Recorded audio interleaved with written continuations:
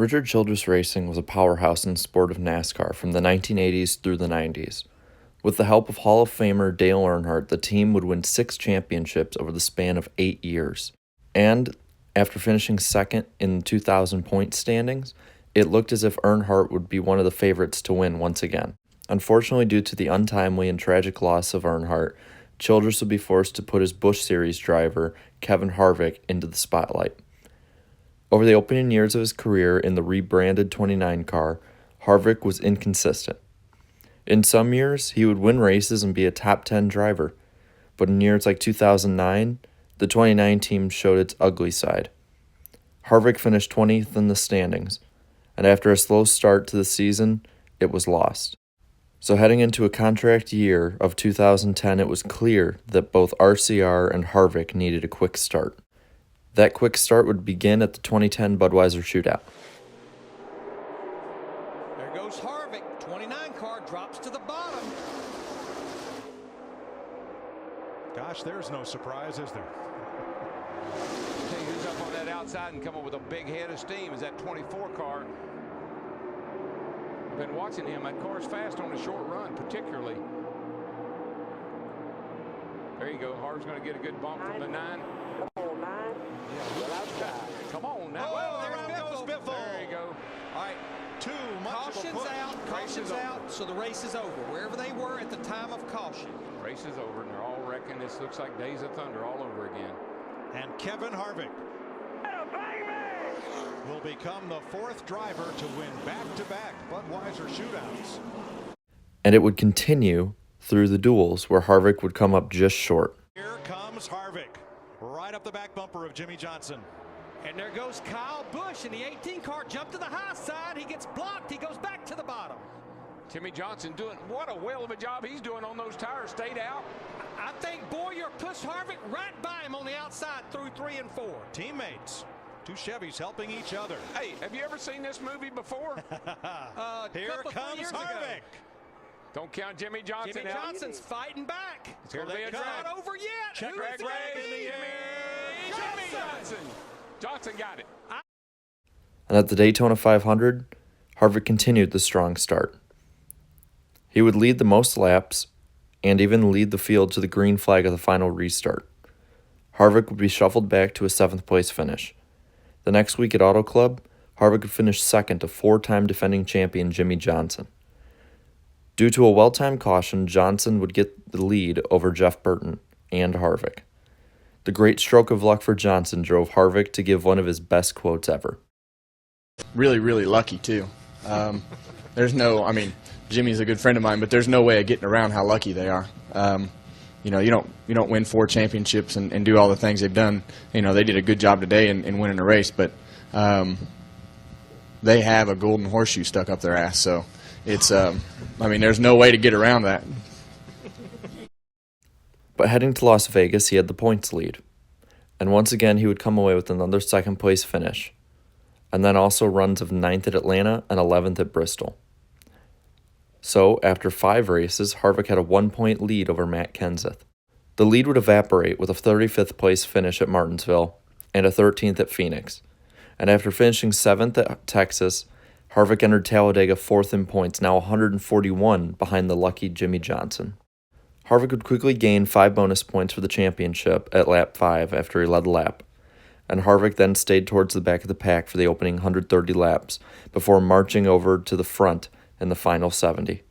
But as the rest of the race had been, it all came down to who your drafting partner was. On the final restart, Harvick was paired with Daytona 500 champion Jamie McMurray. Staying to the inside, the 2 leaders have no drafting help, but they are scooting away from the pack.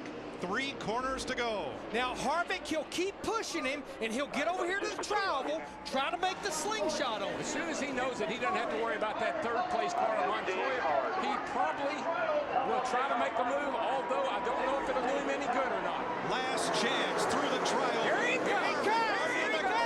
Here they come. Harvick! It's Harvick! Harvick's win was by just over 1/100th of a second. It was also the 88th lead change of the day. The win also drew Harvick up 26 points behind the points leader, Jimmy Johnson. The lead would be made up with a third-place run at Richmond the following week. He would now lead Johnson by 10 points. Finishes of 6th, 7th, and 11th the following 3 races put the 29 car 29 points ahead of Kyle Busch now. Halfway to the chase, Harvick was also 355 ahead of 13th, over 2 races worth of points. Harvick continued to run well the following race at Pocono. With 2 to go, he ran into the back of second-year driver Joey Logano while racing in the top 5. He was lacking patience with so few laps left. As we'll pan back to the front. Oh, he got into him! Logano around. Can he save it? He is unable to. Caution. And the caution came out right as Denny Hamlin was crossing the start-finish line to get the white flag. They're all coming above you.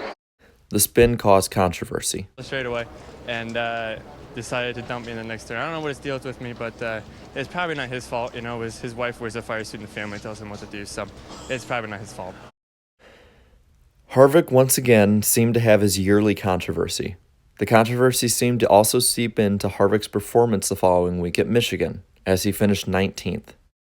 A recovery quickly followed as Harvick would finish 3rd at Sonoma and 5th at Loudon, and heading into Daytona, he would hold a 105-point lead over Johnson. Due to rain, this meant that Harvick would start on the pole. He would lead 26 laps and survive a huge wreck. I'm telling you. Oh, hang on, Jeff Burton. Burton up into Hornish. He's going to come back up And now the big one. There it is. 7, 8, 9 cars involved, many which were running inside the top 10. That's the whole field, isn't it? That's the whole field. And on the final restart, Harvick would be second beside his teammate Clint Bowyer. He quickly took the lead. He will. And there's no caution because he's so far behind and there's nobody back there. I'm sorry. Kevin Harvick, the race leader, off of turn number 4. Casey Kane and Jeff Gordon behind him. Will they make a move? They will not. Harvick wins at Daytona. His win put him 212 points ahead of now second-place driver Jeff Gordon, only 8 races away from the chase. The win would be followed up by a less-than-stellar 34th-place run at Chicagoland. Harvick would rebound the following week, running well throughout the day, and after gaining the lead during the final caution on pit road, Harvick needed to nail the final restart. Watch Kevin Harvick if he has the shift as they come towards the starter stand. The green flag will fly, and we are back racing again at the Brickyard 400. McMurray with a really good restart. Can he hang on that outside here? Well, we're going to find out because a lot of guys are going with him. Well, takes the lead off of turn 1. Harvick would go on to finish second and then 4th at Pocono, before an 11th place run at Watkins Glen. The series would now be returning to Michigan, where Harvick struggled earlier in the summer. The 29 car would not make the same mistakes this time, though, as they brought a great machine. After leading early, Harvick would strike late. Yeah, he got it this time. Backstretch. He just had too much momentum, and if Hamlin tried to cut that move off, it might have been trouble. And that's what that bump the last time sent that message. Well, it's still not clear because Hamlin's running the low line, and here we come out of 4. Let's see Hamlin struggling for grip down there. Oh, got a good close-up of the Shell logo. That is Sam Hornish, as he is several laps down. And for Harvick, as he comes to the stripe, it'll be his 3rd win of 2010. After leading 60 laps, the win ended up clinching a chase berth for Harvick. And since there were no wins in the final 3 races for him, he would enter into the chase with 30 bonus points. That moved him from a commanding points lead down to 3rd spot, 30 behind Denny Hamlin and 20 behind Jimmy Johnson, while also being tied with rival Kyle Busch. Heading into the 2010 chase, Harvick and RCR needed a quick start. They did have a quick start, as Harvick would finish 5th while his teammate Clint Bowyer won the race. Unfortunately for Bowyer, he would be penalized. The entire team of RCR was criticized then by rival Denny Hamlin. Harvick, one of the Childress drivers, follows Denny Hamlin out onto the racetrack and basically appears to be trying to send a message. He is upset. I don't like what you said, I think was the message. Little contact, a little more contact, a little more contact out on the racetrack. Both drivers called off the track by NASCAR into the garage where discussion ensued. Boys having a little bit of a heated debate on territory there. And, you know, it's very difficult when you're making the implication that someone else is cheating. The incident set the tone for the weekend as he would finish 15th at Dover with a mediocre run. The finish put him now 5th in points, 65 behind Denny Hamlin. Luckily for Harvick, the Dover race would be his worst of the 2010 chase. Harvick would flex his championship muscles, as he would record a 3rd-place run at Kansas, 7th at Auto Club, and 8th at Charlotte. But due to Johnson's lightning-fast pace, he was now 77 back in 3rd.